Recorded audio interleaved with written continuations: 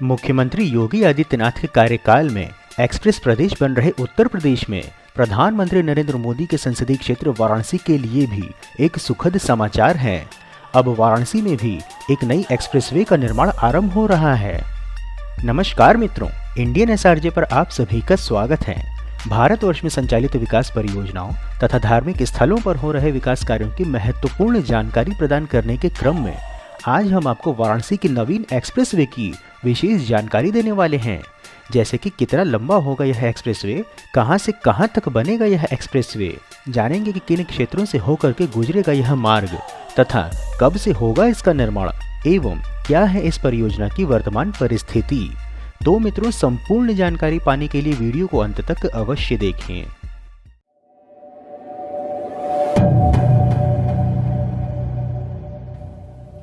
जैसा कि हम सभी जानते हैं कि डबल इंजन की भाजपा सरकार में उत्तर प्रदेश नित्य नवीन ऊंचाइयों को छू रहा है तथा मुख्यमंत्री योगी आदित्यनाथ के दिशा निर्देशन में उत्तर प्रदेश एक एक्सप्रेस प्रदेश बनकर के समस्त भारत को एक नई ऊंचाई पर ले जाने में अपना महत्वपूर्ण योगदान दे रहा है। इसी क्रम में आज हम आपको बता दें कि वाराणसी को भी एक्सप्रेसवे की सौगात मिली है और अब वाराणसी बिहार ही नहीं, बिहार होते हुए सीधा कोलकाता से जा मिलेगा। बता दें कि इस Varanasi Ranchi Kolkata 6 lane greenfield expressway बनाने का कार्य अगले वर्ष से आरंभ हो जाएगा तथा यह भारत माला परियोजना का एक भाग है। इसको बनाने के लिए निर्माण एजेंसी के चयन की प्रक्रिया भी आरंभ हो गई है। भारत माला परियोजना के द्वितीय चरण के अंतर्गत देश के उत्तरी और पूर्वी क्षेत्रों में उच्च गति की कनेक्टिविटी प्रदान करने की योजना बनाई गई है, जिसमें वाराणसी कोलकाता एक्सप्रेसवे प्रमुख है। बता दें कि वाराणसी कोलकाता एक्सप्रेसवे का आरंभिक बिंदु राष्ट्रीय राजमार्ग संख्या 19 और वाराणसी रिंग रोड अर्थात रेवासा गांव के पास के जंक्शन से आरंभ होता है और पश्चिम बंगाल राज्य में हावड़ा जिले के उलबेरिया के पास NH 16 पर समाप्त होता है। वाराणसी कोलकाता एक्सप्रेसवे की अधिक जानकारी हेतु हम आपको बता दें कि 610 किलोमीटर के 6 लेन का ग्रीनफील्ड प्रवेश नियंत्रित अर्थात एक्सेस कंट्रोल्ड एक्सप्रेसवे बनाया जा रहा है तथा इसका निर्माण 30,000 करोड़ रुपए की लागत से होगा। वाराणसी कोलकाता एक्सप्रेसवे की मार्ग संरेखण की जानकारी हेतु हम आपको बता दें कि यह उत्तर प्रदेश के 22 किलोमीटर में, बिहार में 159 किलोमीटर, झारखंड में 187 किलोमीटर और पश्चिम बंगाल में 242 किलोमीटर की दूरी तय करेगा। वाराणसी से आरंभ होने वाला यह ग्रीनफील्ड कॉरिडोर उत्तर प्रदेश के चंदौली से होकर के गुजरेगा। बिहार में यह कैमूर, रोहतास, औरंगाबाद और गया जिले से होते हुए झारखंड के चतरा, हजारीबाग, रामगढ़ और बोकारो जिले से होकर के गुजरेगा। यहाँ से यह पश्चिम बंगाल में पुरुलिया और बांकुरा, पश्चिमी मेदिनीपुर, हुगली और हावड़ा को जोड़ते हुए कोलकाता पहुँचेगा। इसमें ग्रीनफील्ड स्पर बनाकर खड़गपुर को भी जोड़ा जाएगा। यह तो हुई वाराणसी कोलकाता एक्सप्रेसवे की मुख्य जानकारी। अब हम आपको इस परियोजना की वर्तमान परिस्थिति की जानकारी देने हेतु बता दें कि वाराणसी से कोलकाता के मध्य 6 लेन के इस ग्रीनफील्ड हाईवे के बिहार में पड़ने वाले 22 किलोमीटर भाग के निर्माण को लेकर national highway authority of India अर्थात NHAI ने बीते दिनों इसके 2 पैकेजों के लिए निविदा जारी कर दिया है। बिहार के 22 किलोमीटर भाग के निर्माण पर 945.24 करोड़ रुपए खर्च होंगे। यह सड़क GT रोड के 20 किलोमीटर पश्चिम से बनेगा। इस सड़क के एक साथ 4 राज्यों से बिहार को संपर्कता मिल रही है।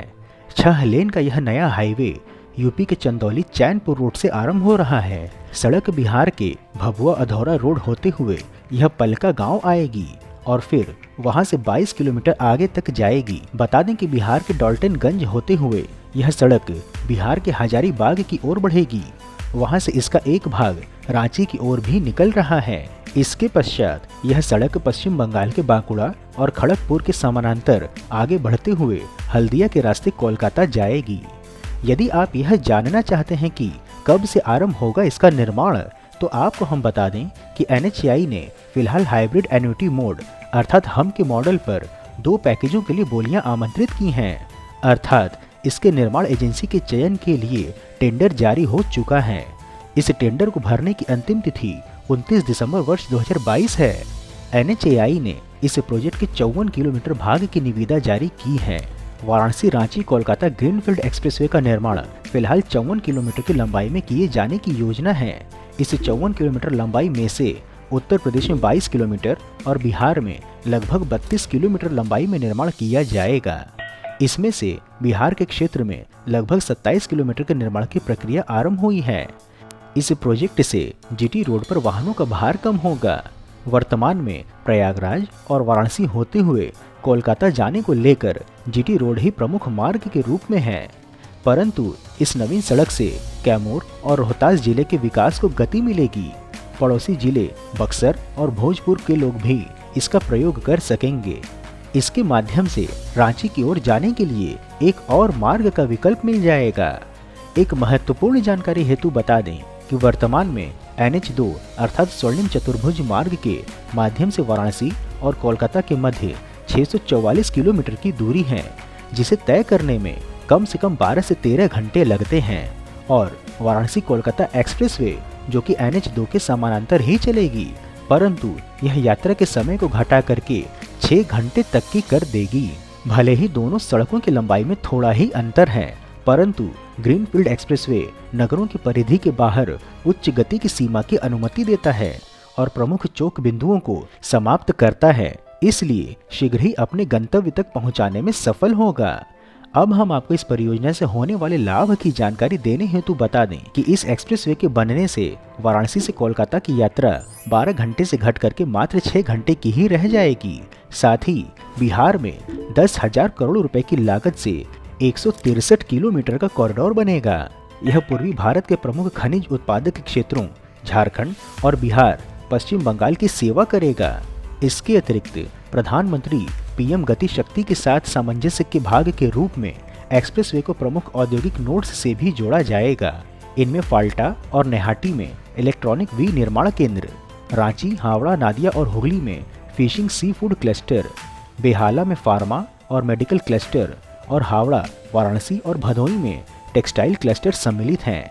यही नहीं, निर्बाध यातायात प्रवाह के साथ युग्मित यात्रा समय में बड़ी कमी से देश के पूर्वी क्षेत्रों में माल ढुलाई की दक्षता में भी सुधार होगा। सबसे महत्वपूर्ण, वाराणसी कोलकाता एक्सप्रेसवे देश की 2 सांस्कृतिक राजधानियां अर्थात वाराणसी और कोलकाता को आपस में जोड़ेगा।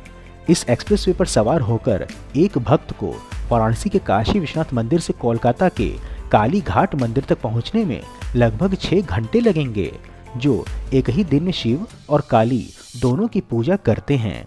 इसके साथ ही सरकार पूर्वी भारत के अन्य प्रमुख धार्मिक स्थलों को भी इस एक्सप्रेसवे से जोड़ने की रणनीति पर कार्य कर रही है, जिनमें प्रमुख धार्मिक स्थानों में कैमूर में मां मुंडेश्वरी मंदिर, औरंगाबाद में देव सूर्य मंदिर, गया में महाबोधि मंदिर, चतरा में भद्र काली मंदिर, रामगढ़ के रजरप्पा मंदिर और बोकारो में लुटुबुरु घंटा बारी सम्मिलित हैं। मित्रों, इस प्रकार से उत्कृष्ट वीडियो बनाने का एकमात्र हमारा उद्देश्य है कि देश में हो रहे विकास कार्यों की जानकारी आप तक सही स्वरूप में पहुंचे, जिसके लिए हम यह सभी कार्य केवल और केवल अपने दम पर स्वेच्छा से कर रहे हैं। इसलिए आपका सहयोग व समर्थन अत्यंत आवश्यक है। आप हमें आर्थिक सहयोग भी कर सकते हैं तथा वीडियो को अधिक से अधिक लोगों तक साझा करके वैचारिक सहयोग भी कर सकते हैं। मित्रों, हम आशा करते हैं कि आपको वाराणसी कोलकाता एक्सप्रेसवे की जानकारी पसंद आई होगी, तो वीडियो को लाइक कर कमेंट बॉक्स में हर हर महादेव अवश्य लिखें एवं यदि कोई सुझाव हो तो वह भी बताएं। इसके अतिरिक्त यदि आप नए दर्शक हैं अथवा अभी तक आपने चैनल सब्सक्राइब नहीं किया है तो हमारे मनोबल में वृद्धि करने के लिए चैनल को सब्सक्राइब अवश्य करें तथा उपलब्ध लिंक के माध्यम से इंस्टाग्राम, ट्विटर व व्हाट्सएप आदि में जुड़ें। फिर मिलेंगे हम नई वीडियो में नई जानकारी के साथ। तब तक के लिए जय हिंद, हर हर महादेव।